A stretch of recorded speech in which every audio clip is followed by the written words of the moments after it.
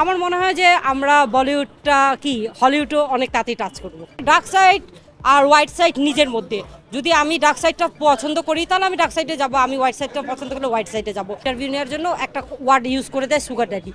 এটা আসলে এরকম কোনো কিছু না, কিছু ভাইরাল কথা হয় যে একটু ভাইরাল করে মানুষ। মিডিয়ার কাজটা হচ্ছে আসলে ধৈর্য, ধৈর্য যদি ধরে কাজ করতে পারে কাজ করা যায়। অনেক গুজব শোনা যায় যে আসছে চলে যাচ্ছে, বাট আছে অনেকেই, কারণ হচ্ছে না থাকলে তো মিডিয়া চলতো না।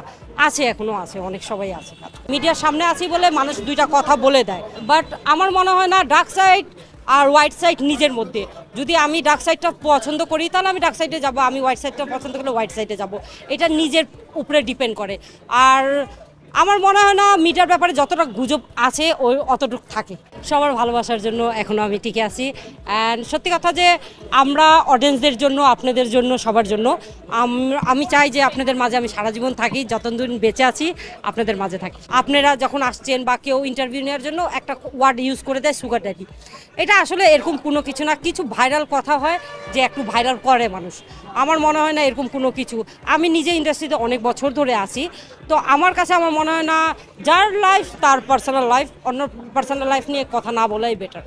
বিদেশি মডেলরা আমাদের বাংলাদেশে আসতো, শো করতো, কিন্তু আমরা কখনো যেতে পারতাম না বাইরে। র্যাম্প শোটা যেটা আমি বলবো এখন ইন্টারন্যাশনালভাবে অনেক সুন্দর হচ্ছে।